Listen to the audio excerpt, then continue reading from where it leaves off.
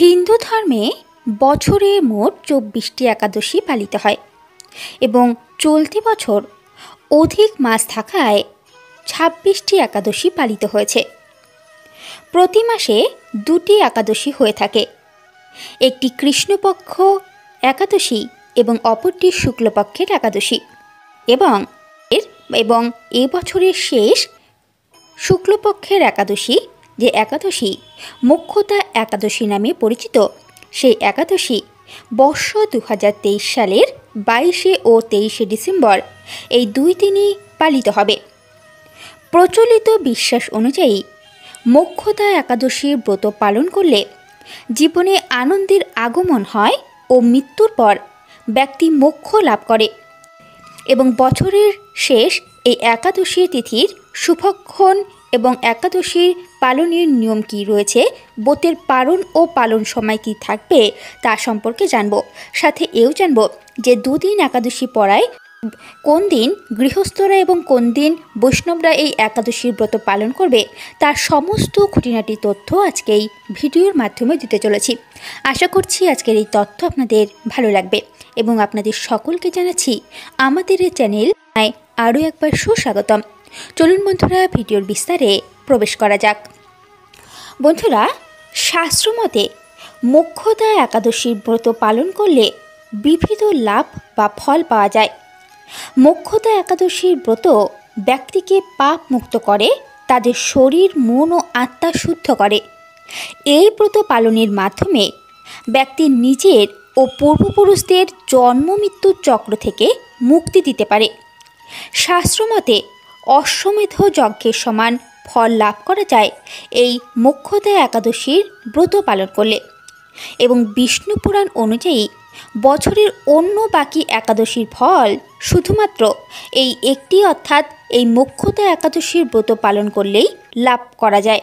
তাই এই মোক্ষদা একাদশীর ব্রত আমাদের সকলকেই রাখা উচিত বছরের সবকটি একাদশীর ব্রতের ফল একত্রে প্রাপ্ত করার জন্য। এবং এই মোক্ষদা একাদশীর দিন অবশ্যই ভগবান বিষ্ণুর সাথে মা লক্ষ্মীরও পুজো করা উচিত। এবং এই একাদশী তিথিতে নিয়ম অনুযায়ী যদি ভগবান বিষ্ণুর পূজা করা যায় তাহলে বিশেষ আশীর্বাদ পাওয়া যায়। এবং সন্ধ্যাবেলা বিষ্ণু এবং মা লক্ষ্মীর পূজা করার সাথে তাদের সামনে ঘিয়ের প্রদীপ প্রজ্বলন করা উচিত। তাদের উদ্দেশ্যে হলুদ ফুল, হলুদ ফল, হলুদ বস্ত্র ইত্যাদি নিবেদন করতে হবে। এবং ভগবান বিষ্ণুর উদ্দেশ্যে তুলসী পাতা, পঞ্চামৃত এগুলি অবশ্যই দিতে হবে, না হলে একাদশীর পূজা বা ব্রত অসম্পূর্ণ রয়ে যায়। কেননা তুলসী পাতা ভগবান বিষ্ণুর খুবই প্রিয়।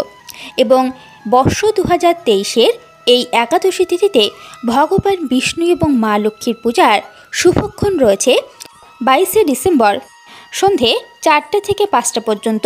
এই ১ ঘন্টা সময়ের মধ্যে আপনারা পূজা করে নিতে পারেন ভগবান বিষ্ণু এবং মা লক্ষ্মীর। চলুন বন্ধুরা, এবার দেখে নেওয়া যাক যে এই একাদশী তিথির শুভক্ষণ কী রয়েছে তা সম্পর্কে। জ্যোতিষ অনুযায়ী ডিসেম্বর মাসে দুদিন মোক্ষদা একাদশী পালিত হবে। একটি ২২ ডিসেম্বর এবং পরের দিন ২৩ ডিসেম্বর পালিত হবে মোক্ষদা একাদশী। ২২ ডিসেম্বর গৃহস্থরা এই একাদশীর ব্রত পালন করতে পারবেন এবং ২৩ ডিসেম্বর শনিবার বৈষ্ণবরা পালন করবেন এই মোক্ষদা একাদশীর ব্রত। মনে করা হয় এই তিথিতে উপবাস রেখে নিয়ম অনুযায়ী বিষ্ণুর পূজা করলে সন্তান সুখ লাভ করা যায়। পাশাপাশি বিষ্ণুর আশীর্বাদে ব্যক্তি সমস্ত কষ্ট থেকে মুক্তি পায়। এছাড়াও পূর্বপুরুষদের মোক্ষ প্রদানের জন্যও এই ব্রত পালন করা হয়।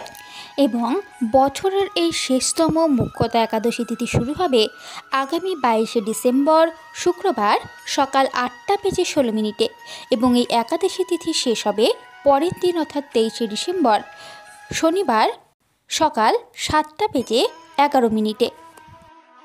এবং এই মোক্ষদা একাদশী ব্রত ভঙ্গেরও বিশেষ মাহাত্ম্য রয়েছে, কেননা সঠিক সময়ে পালন না করলে একাদশীর ব্রত নিষ্ফল থেকে যায়। তাই পঞ্জিকা অনুযায়ী যারা ২২ ডিসেম্বর অর্থাৎ শুক্রবার দিন যেই ব্রত পালন করবেন তারা ২৩ ডিসেম্বর অর্থাৎ শনিবার দুপুর ১টা বেজে ২২ মিনিট থেকে দুপুর ৩টে বেজে ২৫ মিনিটের মধ্যে পালন করবেন। আবার যারা 23শে ডিসেম্বর ব্রত পালন করবেন তারা পরের দিন অর্থাৎ 24শে ডিসেম্বর রবিবার সকাল 7:10 থেকে সকাল 9:04 মধ্যে ব্রত ভঙ্গ করবেন। বন্ধুরা, আশা করছি আজকের এই তথ্য পেয়ে আপনারা সমৃদ্ধ হয়েছেন এবং কবে কাদের ব্রত রাখতে হবে, ব্রতের পালন কখন সম্পূর্ণ করতে হবে এবং পূজার কি বিধি রয়েছে তা নিশ্চয়ই আপনারা জানতে পেরে উপকৃত হয়েছেন।